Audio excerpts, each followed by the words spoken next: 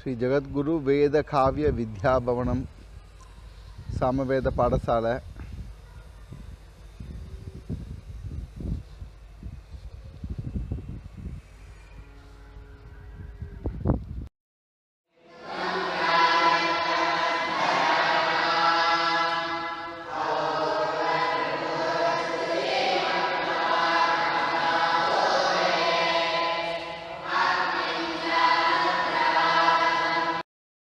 இது சுற்றி அப்படியே பச்சை பசேல்னு கண்ணுக்கு விருந்தாக இருக்குது. பாடசாலையை சுற்றி வயல்கள். இது வாத்தியாரான், பின்னாடி தோட்டம் போட்டிருக்கா, பசுமாடு வச்சுருக்கா. ரொம்ப பியூட்டிஃபுல் சூழ்நிலையில் ரெட் ஹில்ஸ்லேருந்து 18 கிலோமீட்டர் தள்ளி இருக்குது குருவாயல் அப்படிங்கிற அந்த கிராமம்.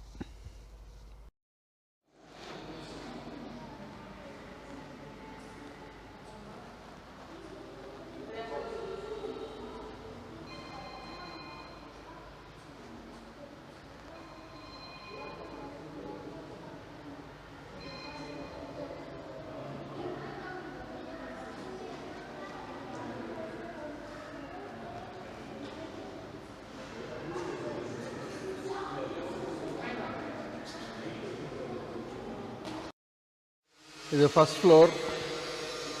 இங்கே நிறையா ரூம்கள்லாம் கட்டியிருக்கா தங்கிறதுக்கு.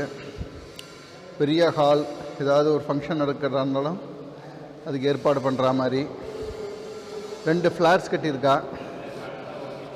இது ரெண்டும் வாத்தியார் யாராவது வந்தான்னா அவள் தங்கிறதுக்காக 2 ஃப்ளாட்ஸ் இங்கே. இது ஒரு வீடு, 10ஆம் நம்பர் ஒரு வீடு, மற்றதெல்லாம் ரூம்ஸு. ஒரு பெரிய ஹால் இங்கே ரொம்ப பிளான் பண்ணி வச்சுருக்காங்கலாம். இதுதான் கிச்சன். எல்லாமே ரொம்ப க்ளீனாக வச்சுட்டுருக்கா, ரொம்ப நன்னா இருக்குது.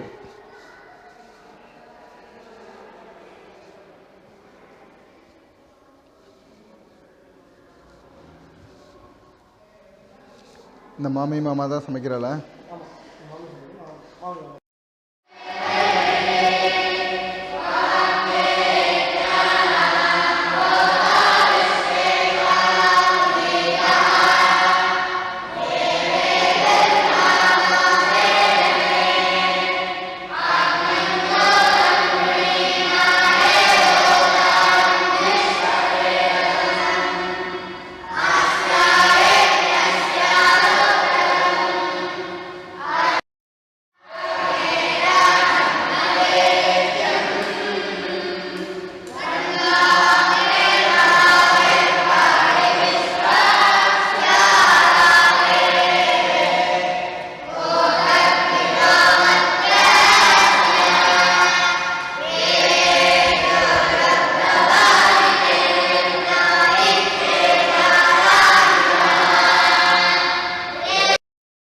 டைனிங் ஹால், உள்ளுக்குள்ளே கிச்சன் இருக்குது.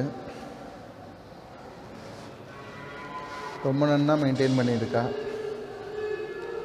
நமக்கு ஒரு பாக்கியம். எல்லா வேத படித்த குழந்தைகளுக்கு தீபாவளிக்காக மகாபரிவா மணிமண்டபம் நியூ ஜெர்சி,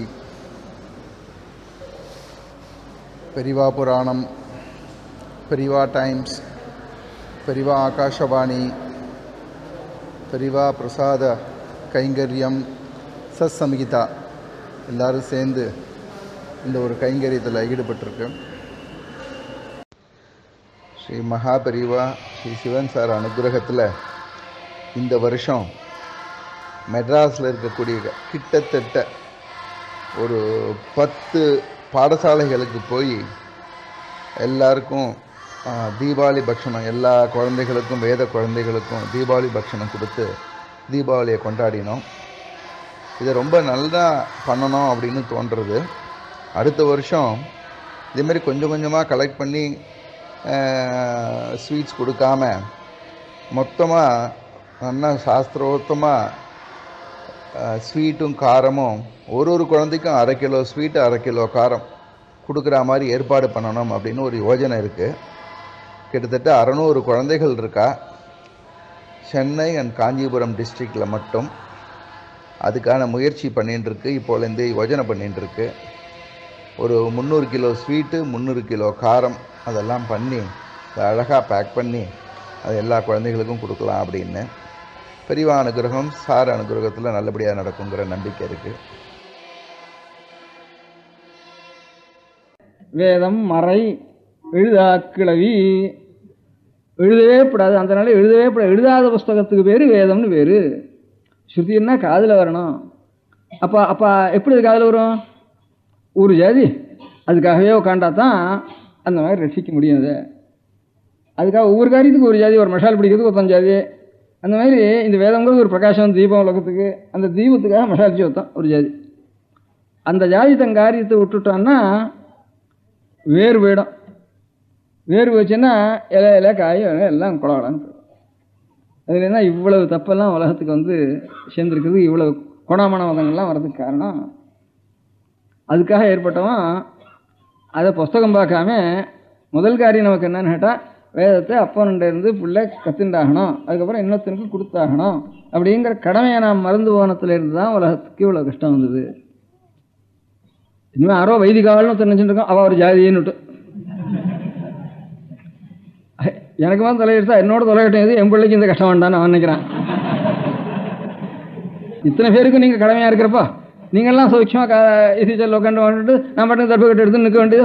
ஏன் இத்தனை அப்படின்னு நீங்கள் ஆட்ட வேண்டியது அப்படின்னு வர ஸ்திதி தானே எனக்கு போரும் இதோ இந்த தலைமுறையோடன்னு அவன் நினைக்கிறான். அதனால் உலகம் முழுக்க க்ஷேமமாக இருக்கணும். வேணா எல்லாருக்கும் மூலத்தை நாம் ரசிச்சு கொடுத்துவானா தானாக யோசிக்கிற வாழ்க்கையெல்லாம் அப்போ இதில் மதத்தில் வேறு வேதம் கிடையாது, உலகம் முழுக்க ஒரு மதங்கிற எண்ணம் அப்போ வரும். மூலம் நன்னா ரசிச்சா தான் அதை பார்க்கறதுக்கு முடியும். முதல்ல நம்ம தேசத்தில் வேறு மதம், சைவம் வேறு, வைஷ்ணவம் வேறேன்னு பிரிஞ்சு எல்லாம் பாகிஸ்தான் போகாமல் இருக்கிறதுக்கு வேதம் ஒன்று முதல் சமாச்சாரம். ஒரு மூலத்துலேருந்து வந்துன்னு இருக்கணும், சிவனோ விஷ்ணுவோ ரெண்டும். அதனால் நீங்கள் எல்லாரும் இனிமேல் அடுத்த தலைமுறையில் இருக்கிறவா வேதம் படிக்காமல் ஒரு பிராமணன் இருக்கக்கூடாதுன்னு சொல்லணுங்கிறதுக்காகத்தான் வந்தேன் நான் இப்போ பட்டணத்துக்கு.